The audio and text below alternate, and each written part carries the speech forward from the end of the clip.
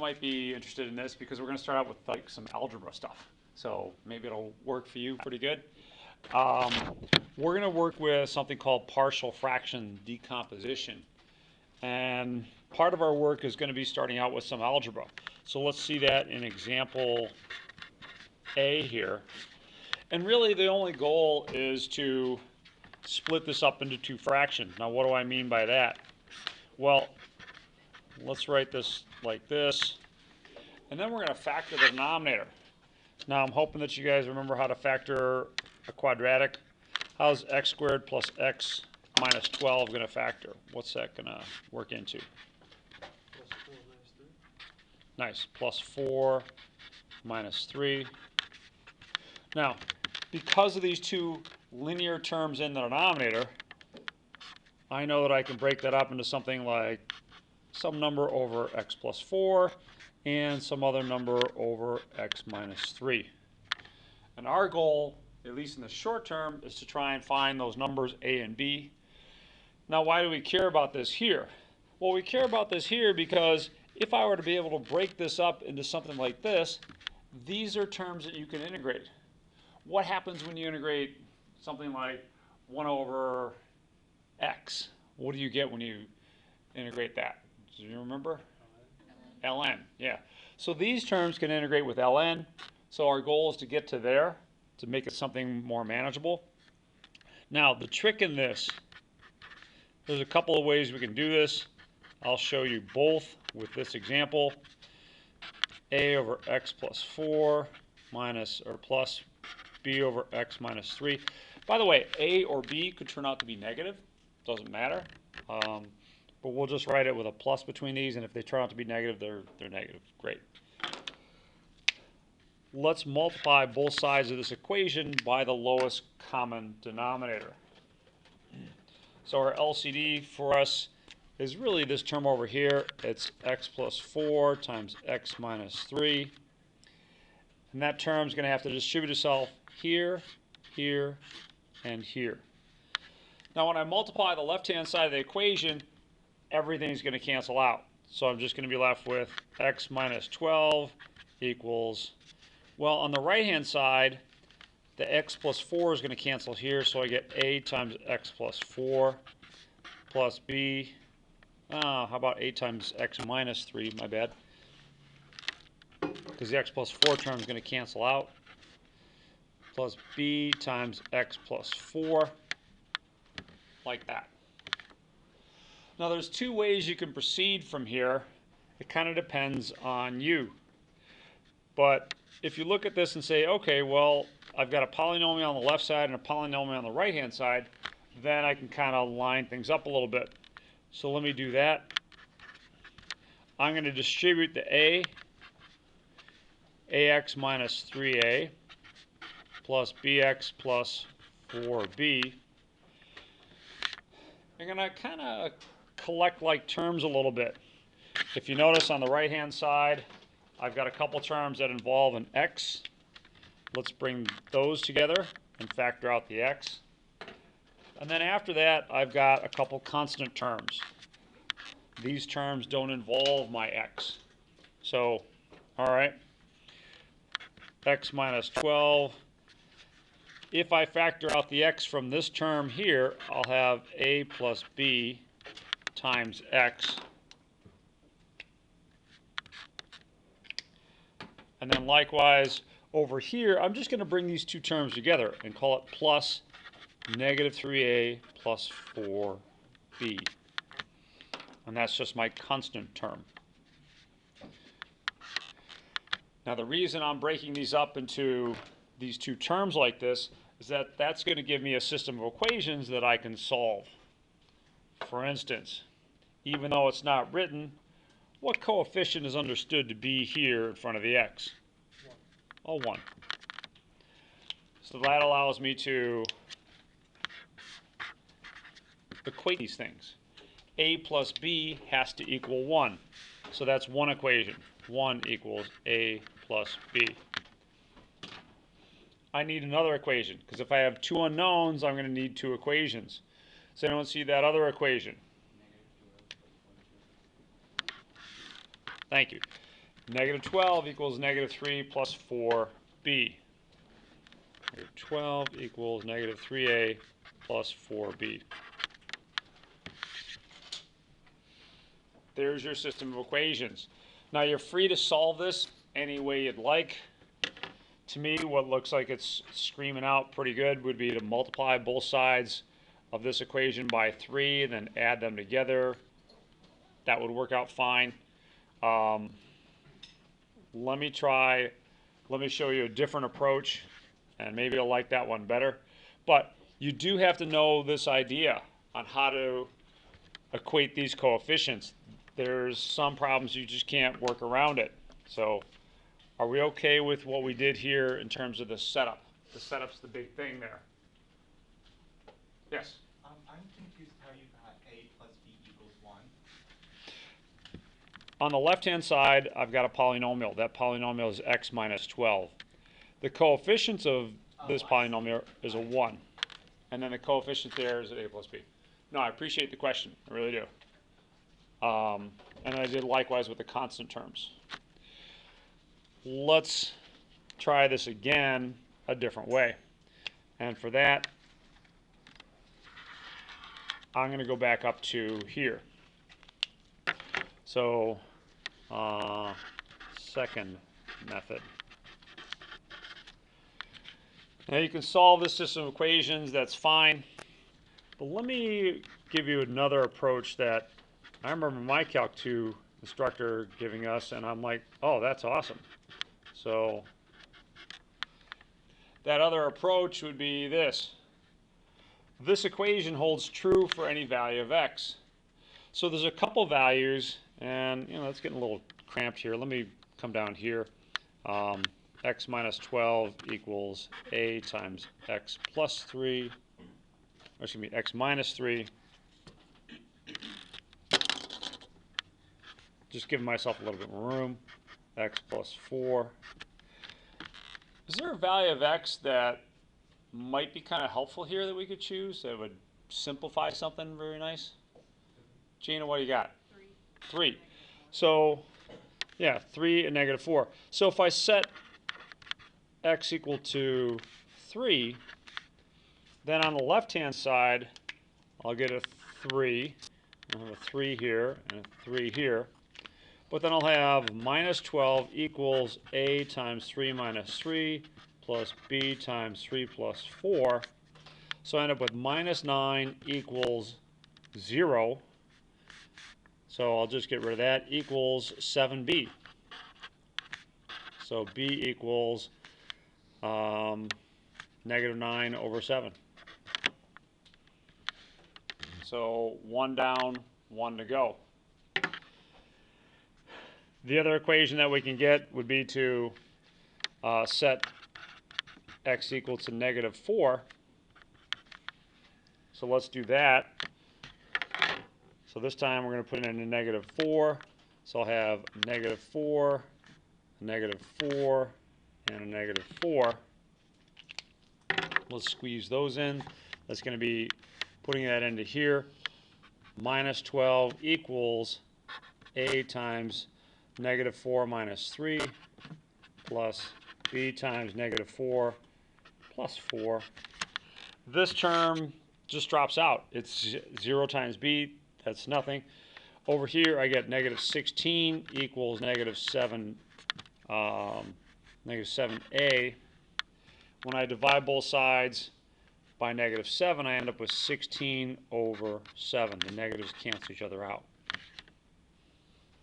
Had I solved my system of equations over here by any methods that you want, you would have gotten the same values for a and b. It's just that, this feels a little bit more comfortable to some people. So whatever works for you.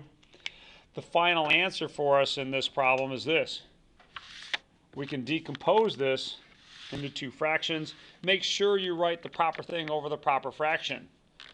16 over 7 has to go over this term here. So the final answer I want to see is 16 over 7 divided by x plus 4.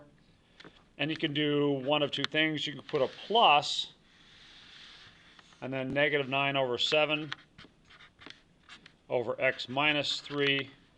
Or you can be really clever and say, all right, well, I'll just put that negative there. That's fine. I'm not going to worry about it either way. One way or another, please get down to this much as you do your work. Now, sometimes the book or the author will rewrite it a little bit. They'll write 16 over 7 times x plus 4 minus 9 over 7 times x minus 3. They can even factor out the 1/7. I don't care. To me, that's window dressing. It doesn't matter. The big important part is to get down to at least finding those numbers. So are we okay with the setup on those? Now, let's turn to our attention to the next example.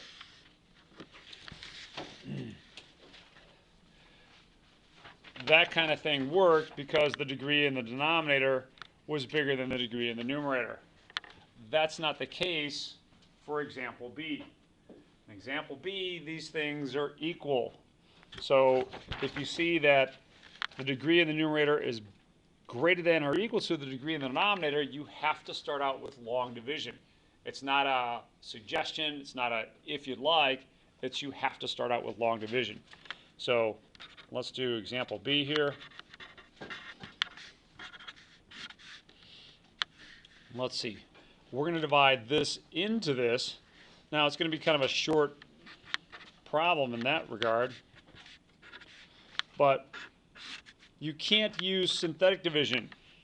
Synthetic division is really awesome, but synthetic division only works if you're dividing by a linear term, something like x minus 3 or x plus 4. That's when synthetic division works. Now the rest of these terms that aren't here, I'll put a plus 0x squared plus 0, or no, plus 0x I guess I should say, plus 0. And now I'm going to compare these leading terms. What do I multiply this term by to get this one? A 1. And if I multiply this whole thing by that 1, that's going to put an x squared plus x minus 12 here. The thing that you got to remember is what we're doing next. We're going to subtract this next. And that means subtract the whole thing. Now, when you subtract this polynomial, my suggestion is to change the signs, then add. Change the signs, then add. Now, I'm not going to do that so that later on, if you're looking at these notes, you can see, all right, well, that's going to be a negative, that's going to be negative, that's going to be a positive. Instead, I'm just going to figure out what we're going to be bringing down. I'll have an x squared minus x squared, that's going to be a 0. 0 minus x is going to be a minus x. 0 plus 12 is going to be a plus 12. So overall, my x squared over, let's see, x squared plus x minus 12 turns into 1 plus negative x plus 12 over x squared plus x minus 12. This is where we had to get to because this is the point where the numerator has a degree that's less than the denominator. That's where you can start your partial fraction decomposition.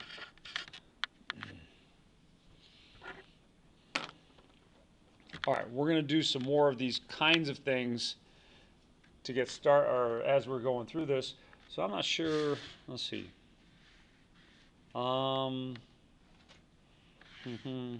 Yeah. So I'm going to leave it as what we've got here, and then let you do this decomposition for this term later. Let's move down to example D and work on that one.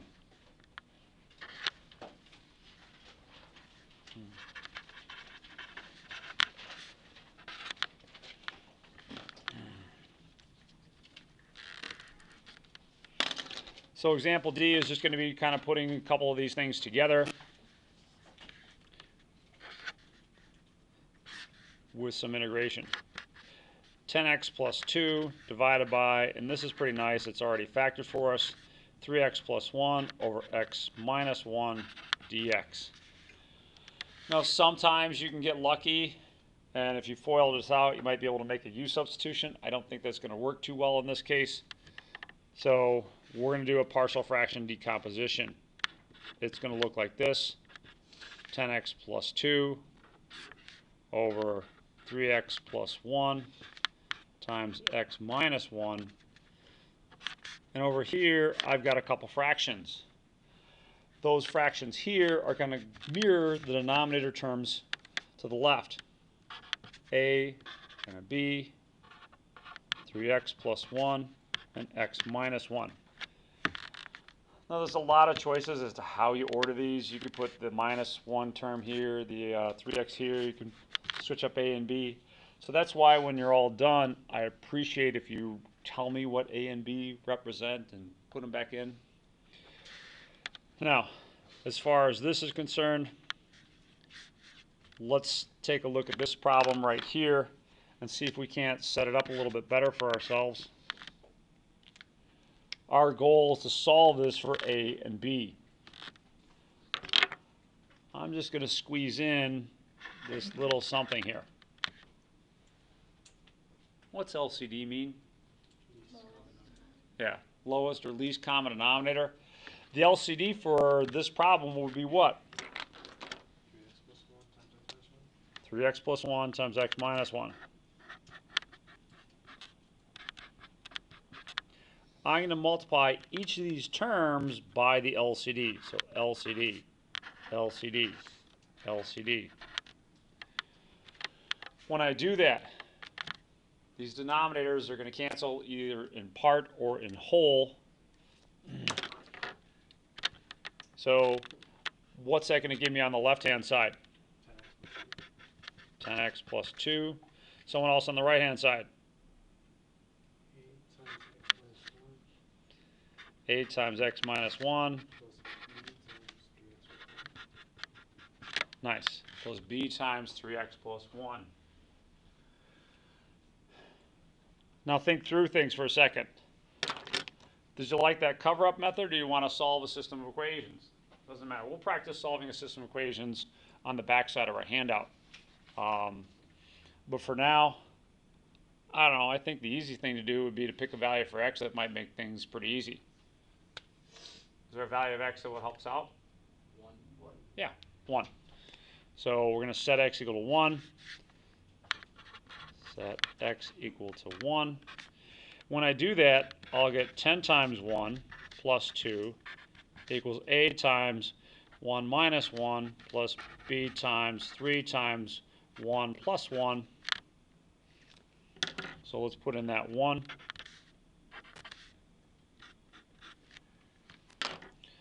That's going to give me 12 equals 4b. Great. That's pretty easy. That means 3 equals b. 1 down, 1 to go. Let's take a look at another part of this. Let's see, is there a value of b, excuse me, there's a value of x, I should say, that I can set so that I get rid of my b term. Yeah, Brandon, thank you, negative 1/3. If you set x equal to negative 1/3, this term is going to disappear. So let's do that. Set x equal negative 1/3. And if you're wondering how we got that, if you set this equal to 0 and solve, you'll get that same value.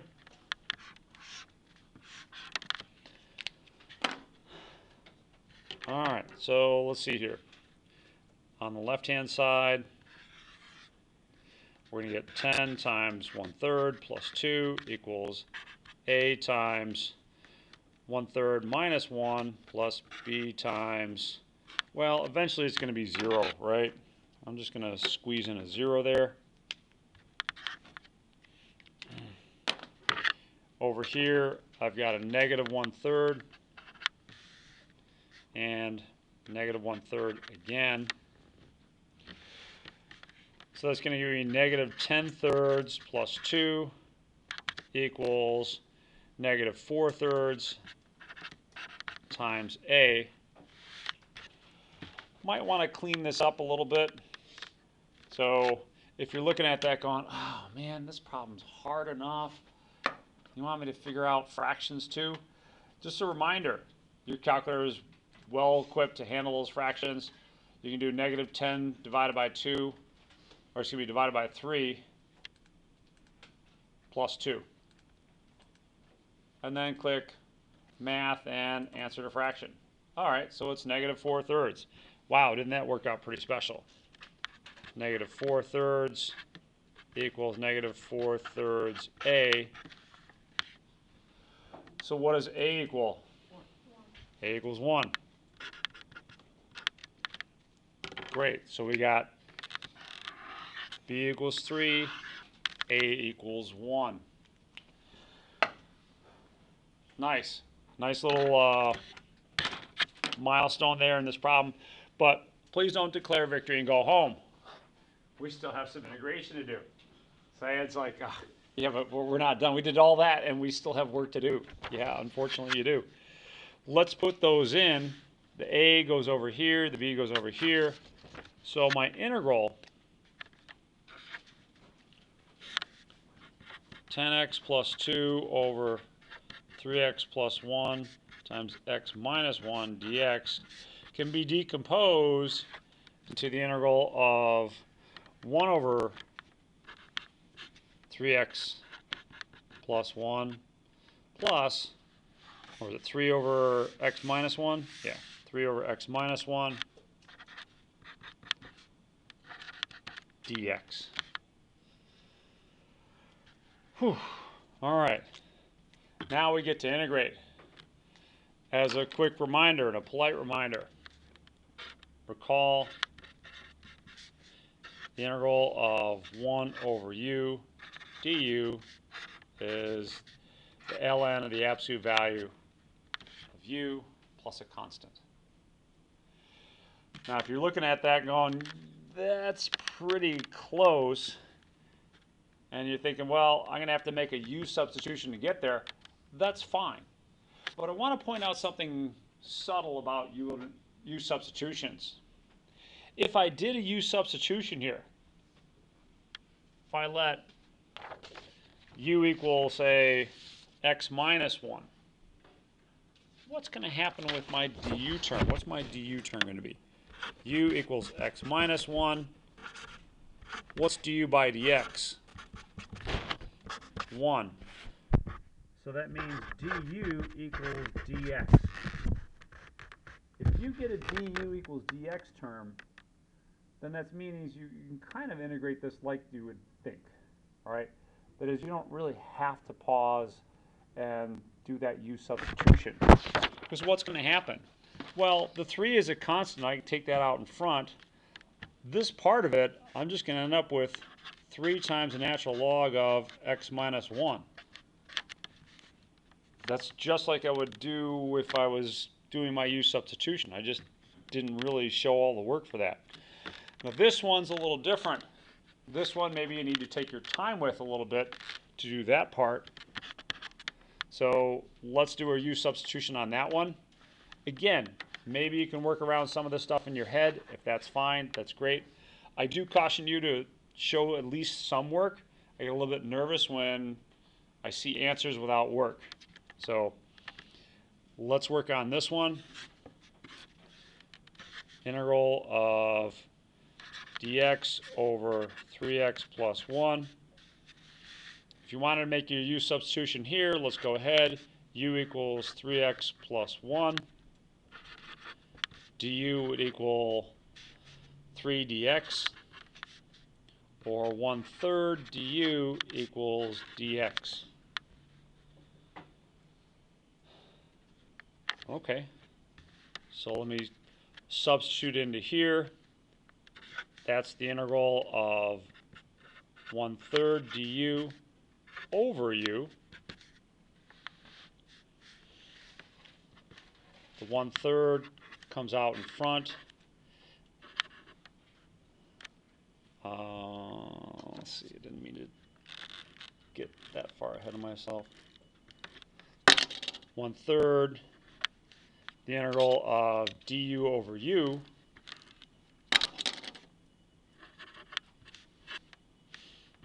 is 1/3 ln, the absolute value of u, plus our constant. Our constant's coming in from over there. So it's just going to be 1/3 ln of 3x plus 1.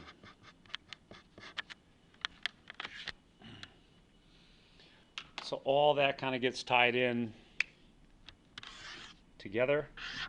I'll move that one back up here.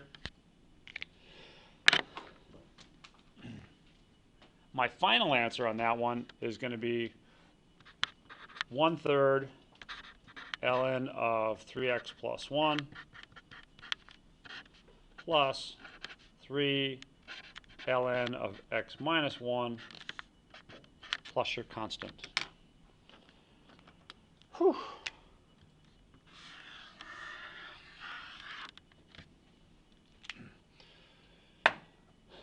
So a lot going on with that one. Did a fair amount of work for something that didn't look terrible, at least to start with. But if there's something that maybe I went over a little bit too fast, let me pause here now, go back, fill in some details for you. So there's something someplace that's a little sketchy, like, yeah, that one went by kind of fast.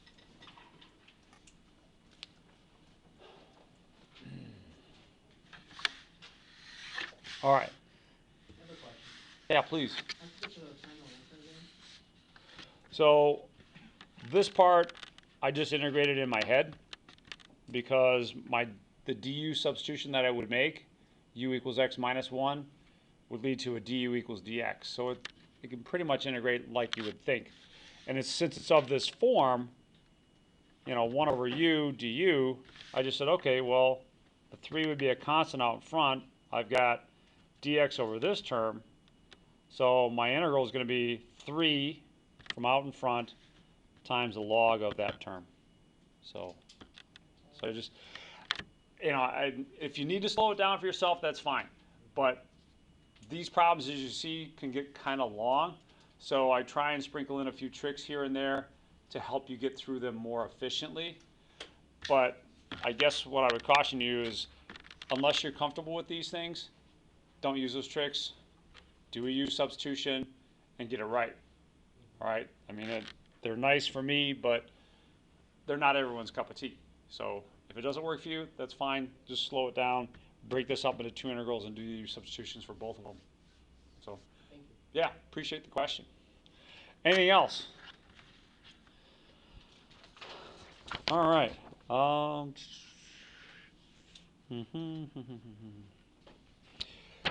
Let's see.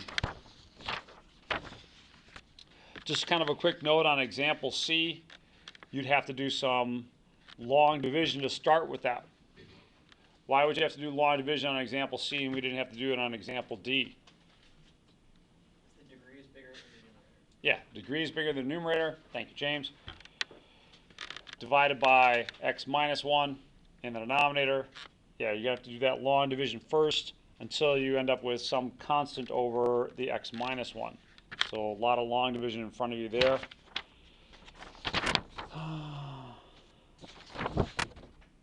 Let's try and get a couple more here. Let's jump down to this one here, example F.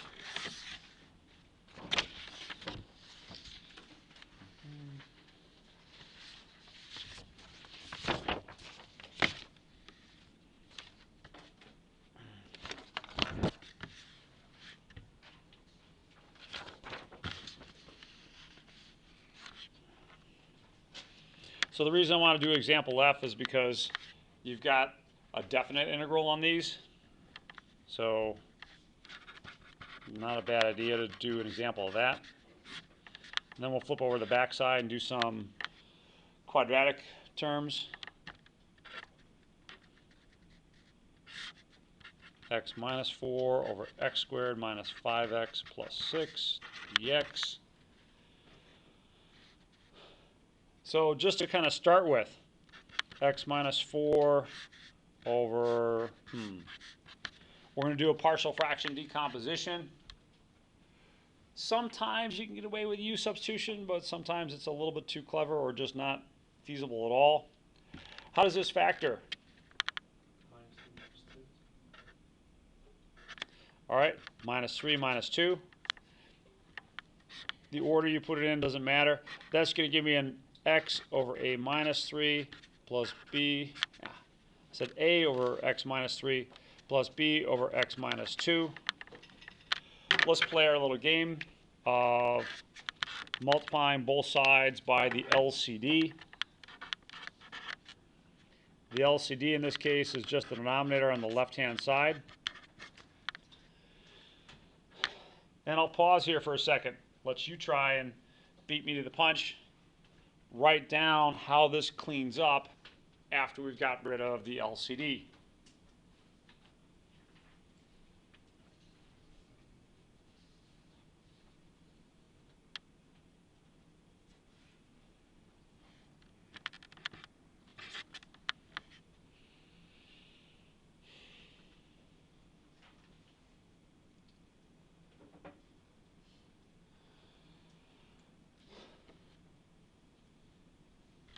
Jameson, how's that clean up, please? X minus 4 equals a times x minus 2 plus b times x minus 3. Nice, thank you so much.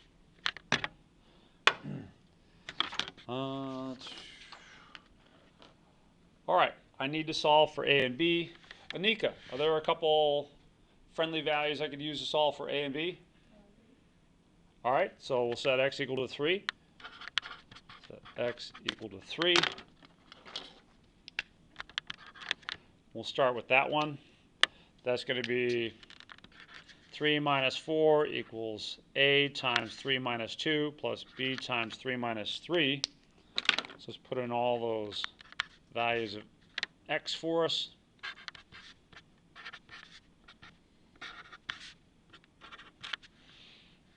What equation pops out from this? Yeah, negative 1 equals a. Wow, isn't that special? Done with that one. That's pretty cool. I need another value for x so that I can solve for b this time. So I want to cancel out the a. So this time I should set x equal to what? Yeah, we'll set x equal to 2 this time. So both of those get substituted back into here. I'll end up with 2 minus 4 equals 2 minus 2 and 2 minus 3 here. So 2 minus 4 equals a times 2 minus 2 plus b times 2 minus 3. So this time I end up with a negative 2 equals negative b, so b equals 2. Great.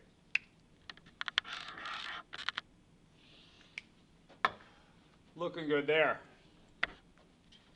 Let's keep going. Now that I know how this decomposes, I can rewrite my integral with this decomposition. So the integral is then going to become the integral from 0 to 1 of 1 over x minus 3 plus 2 over x minus 2, all that dx. And it's kind of up to you how you want to find the antiderivatives here. That would be negative 1 over x minus 3. Is there a negative? Oh yeah, thank you. Negative. Negative 1 over x minus 3. Are you comfortable looking at that going, yeah, I know what the antiderivative of this is? Couple nods? Couple more? All right. Amro? Sure. So this follows the form of this kind of thing right here, where you got 1 over u times a du. So it's going to integrate as the natural log, or the absolute value, or log of the natural log of the absolute value of the denominator. So in our case, that's going to be -1. You know what? I'll break it up a little bit more here for us. I'll take that negative constant out front. Negative 0 to 1 of dx over x minus 3 plus 2 twice the integral from 0 to 1 of dx over x minus 2. So I've just split it up using the linearity properties of the integral. And I want to integrate both of these. So I'll get a minus. And if you'd like, you can do a u substitution here. But because your u would equal 3x or x minus 3, your d would equal your dx, I would just suggest that you just integrate it as using this formula. Likewise over here, I'll end up with twice 0 to 1. Amro, what do you think this is going to integrate as?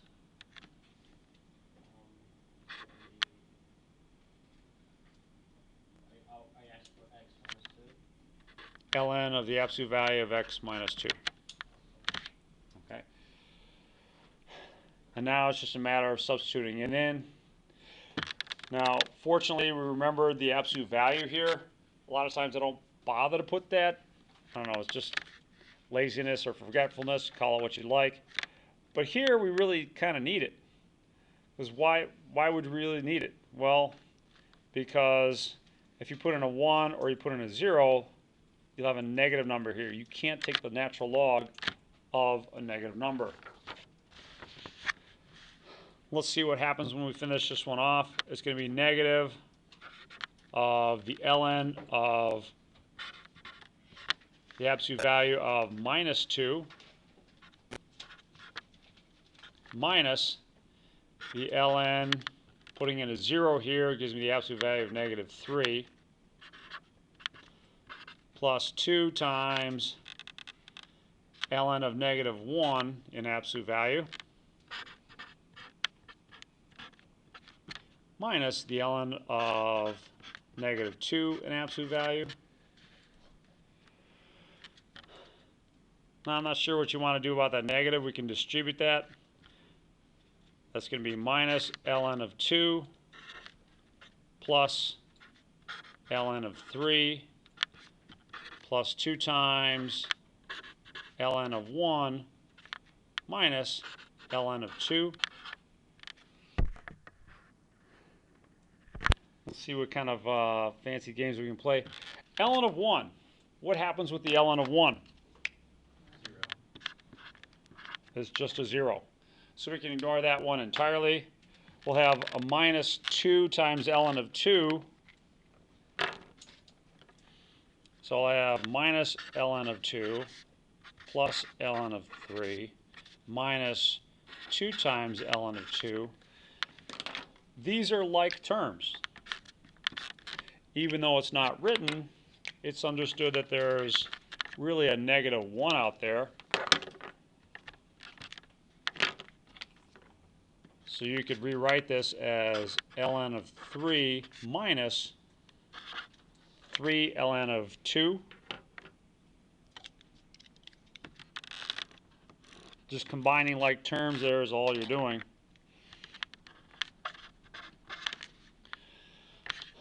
I'd be happy with it here. If you wanted to go a little bit further, you could. Remember, your properties of logarithms allow you to take the 3 up into the exponent, 2 cubed. You know, anything past this point is just window dressing, although it is kind of nice to get a closed form solution like this. But I'll accept, you know, pretty much anything along this path here. I'm not worried about you simplifying it past this point. So get at least to that point and we'll be good. All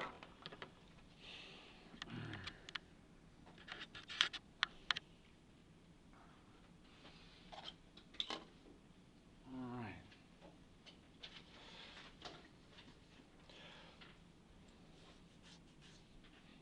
So kind of, I mean, not hard, just kind of a longer problem. I don't think any of the intermediate steps are particularly hard, but it's just going to take a little bit of practice and a little bit of care, watching your signs and things like that. Let's flip things over to the back side. Work on these compositions next. Let's make it 0. Here we go.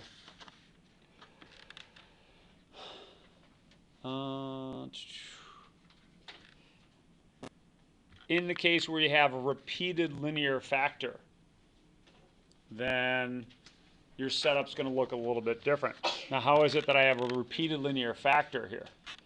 Let me show you what the composition would be like, or the decomposition would be like for something with a repeated linear factor.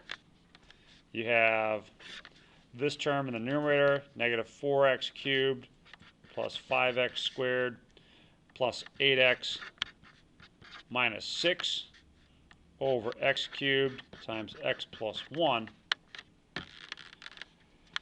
What's the degree of the denominator if you multiply this all out? What degree polynomial?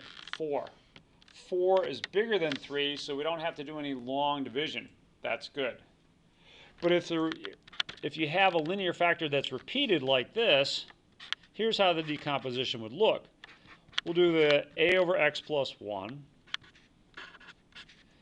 And now we're going to take care of the linear term over here, the repeated one. It'd be a b over x and c over x squared. How high do you think I have to go with these terms here in the denominator? Yeah, this one has to match this one. So this would be your initial setup in the repeated linear factors case. Now these problems are already long enough. What I did for my college algebra students, and something similar I probably would do for you, would be to maybe give you some of the setup or just ask you for the setup with the system of equations and solve that kind of stuff. There's a lot of things that you could do. But one thing that doesn't work is our little cover-up method of determining the method of coefficients here. Back in example F, when we solved for our coefficients, we had this equation here. And we substituted into that twice. We substituted in with x equals 3, x equals 2, and then bam, our values of x, or a and b, fell out. And that was nice. That's not going to work with your repeated linear factors case, at least not without a little bit of tweaking. So it's imperative to know this kind of a setup. That is, to know that when you multiply everything out and collect like terms, that you want to match up the coefficients of the x cubed terms, the coefficients of the x squared terms, x's and constants. That's how you're going to get this system of equations. It doesn't just kind of fall into your lap, and you can't easily solve for this with by the cover-up method. There is something you can do, but it just never felt like it was worth the effort. So just kind of a little word there on the setup. I'm not going to go through all this. I'm hoping that you could solve this system of equations. If you want to catch me sometime after class or before class, there is a way that you can solve this on your calculator. You'd have to set up the system of equations. Let me see. The system of equations that you would set up would be something like this. You set up as a matrix system of equations. Negative 4, 5, 8, 6. So you got 0, 0, C plus D, and then a B plus C, A plus B, and then an A.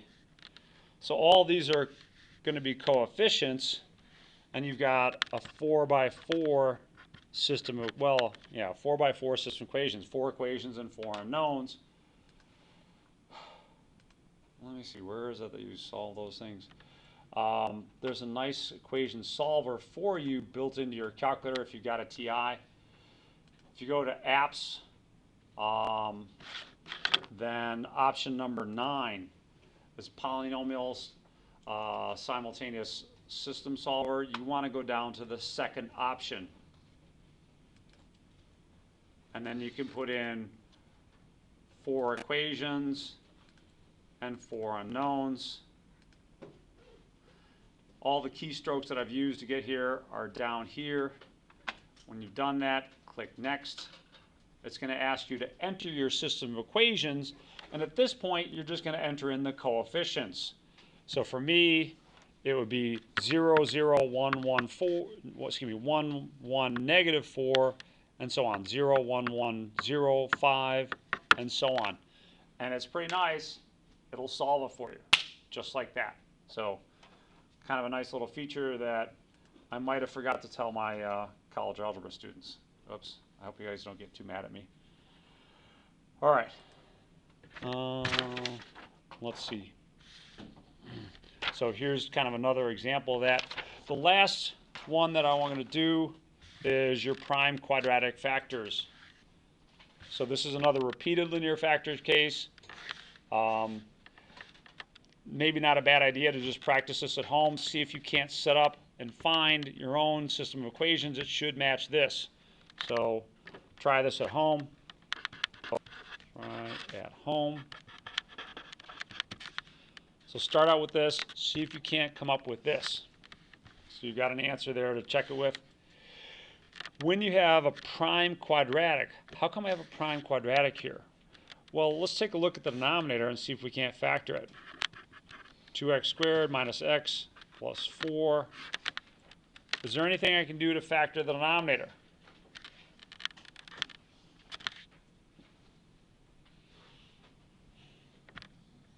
Maybe a GCF. So I'll factor out the x squared, or the x, that leaves me with x squared plus 4. Can x squared plus 4 be factored with real numbers? No. I was careful to say real numbers because I know a couple of you are like, oh yeah, x plus 2i and x minus 2i. No, no, no. We're not dealing with I. We're not dealing with complex numbers in this class at all. Until later. There's one place where I'll show you something. We're not actually going to do any problems with them.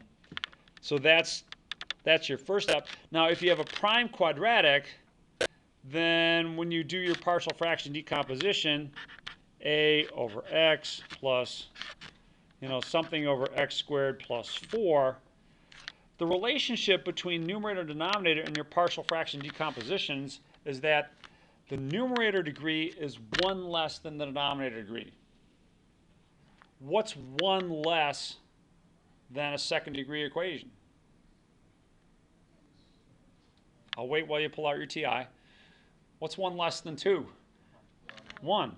So it has to be a first degree equation, and that's where you get this general bx plus c term. Now, as you solve your system of equations, one of these could be 0, and that's fine. We don't know. But both of them won't be 0, because then otherwise you wouldn't need that term. You wouldn't have a x squared plus 4 term in the denominator. But this is your setup when you're going to have a prime quadratic. And I'm not going to go any farther than that. I'm not going to give you repeated prime quadratics. It just becomes quite the nightmare. But this is where we're going to have to set up our system of equations and solve from there. So let's do example I is kind of our last one here.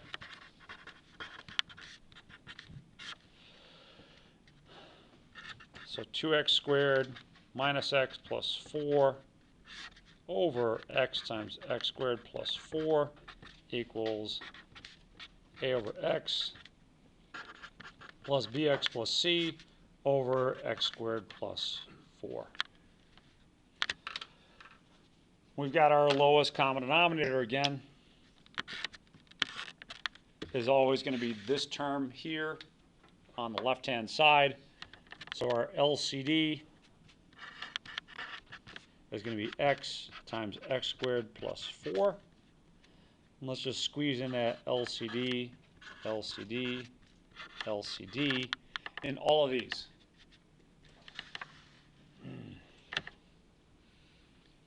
I'm going to get some nice simplification here when I multiply these through. The left-hand side denominator is going to cancel. On the right-hand side, the x's will cancel. So it leaves me with a times x squared plus 4. Over here, the x squared plus 4 term is going to cancel. That's going to leave me with bx plus c times x.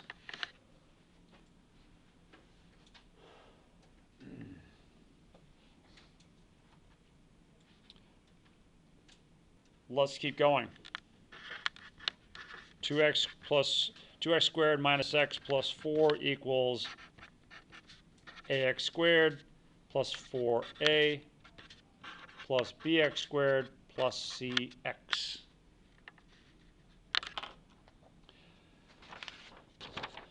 Now what I do for myself a lot of times is this. I'll pull together the like terms. I'm like, okay, I've got squared terms here and here.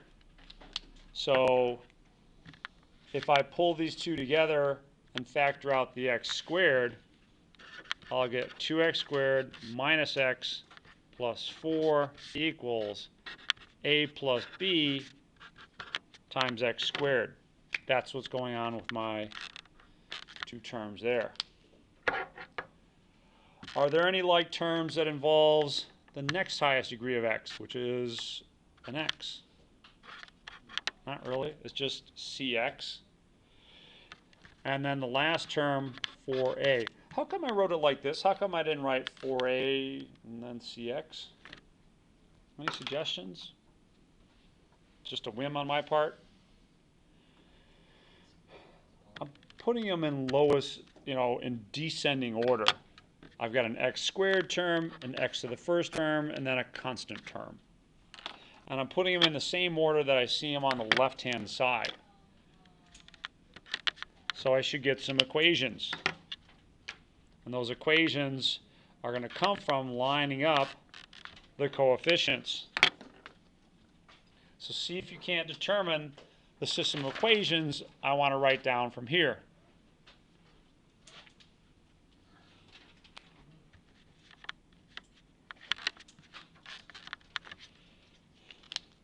And if it isn't explicit enough now, let me try and make it more so here.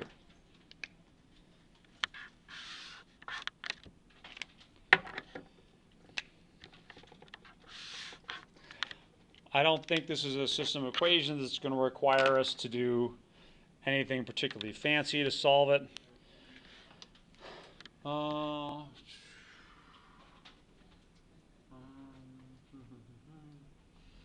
Adrenis, what system of equations am I going to get here? Mm-hmm. Mm-hmm. Yeah, 4 equals 4a. Now that's pretty convenient there because we already know what c is, right? C is -1. What is a? 1. And if a is 1, what does b have to equal? So there you go. Fair amount of work, but at least it got us what we needed, which is a decomposition of our integral. So our integral can be replaced with, let's see, x plus 1, or excuse me, x minus 1 over x squared plus 4. And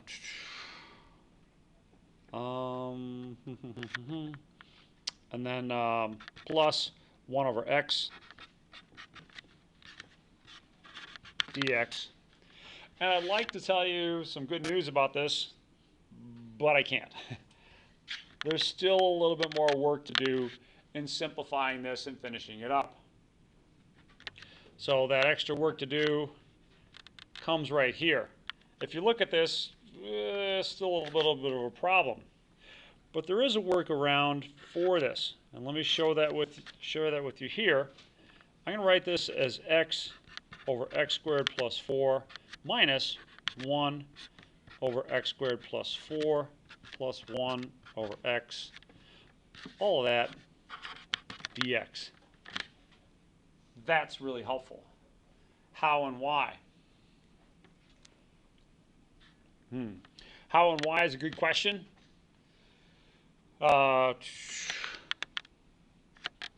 thing that you might forget is this rule. So let me just help you recall something. Recall d by dx of the inverse tangent of x. Does anyone know that one? 1 divided by 1 plus x squared. So where's that going to be handy?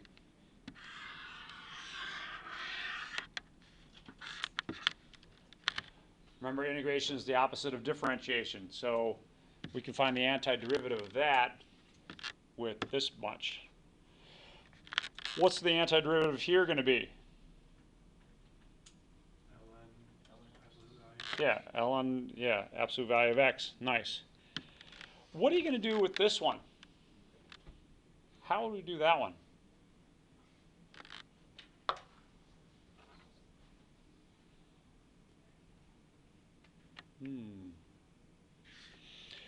One thing that should catch your attention in all these problems is if there's part of the problem that's a derivative of the other part. Derivative of a squared term is going to give you a linear term. So when you're looking at this and thinking, well, if I did this as a u substitution, u equals x squared plus 2, my du would have an x to the first term in it. So you can do this with a u sub, and that is u equals x squared plus 4. I'm not going to go through all that work here. What you'll end up with is 1/2 the ln of x squared plus 4. Ooh, I don't need the absolute value on that. Can anyone tell me why? Yeah, it's already positive. X squared plus 4 has to be positive. Minus, I think that's going to be a 2 arctan. 2 arctan, which is the same thing as tangent inverse of x. Was that x over 2? I'm going to have to take a look at that one. Plus ln, the absolute value of x, plus a constant. Let me just...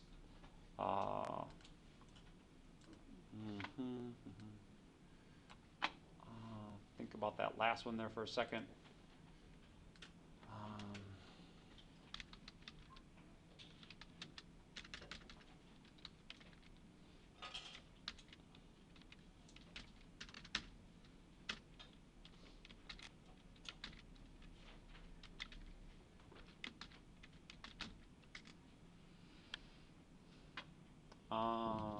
Yeah, I'm going to need 2 out in front and an arctan of x over 2. Whew. All right, a lot on that one. So again, the trick here at the end was to split up those two. This one gave me a u substitution. This one is an arctan.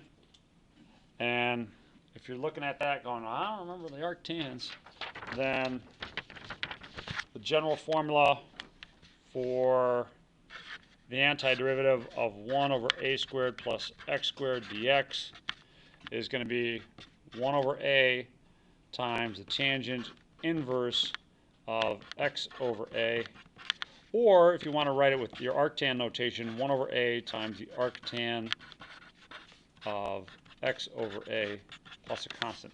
Both of those mean the same thing. It's like the square root of x and x to the 1/2 power. It's just different notations. Whew. A lot going on with that one.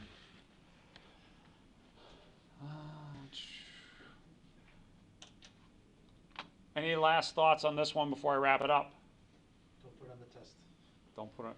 Don't put 6 of them on the test? Okay, I'll hold it to 3. Okay. All right. Anything else? All right. That's good enough for this one.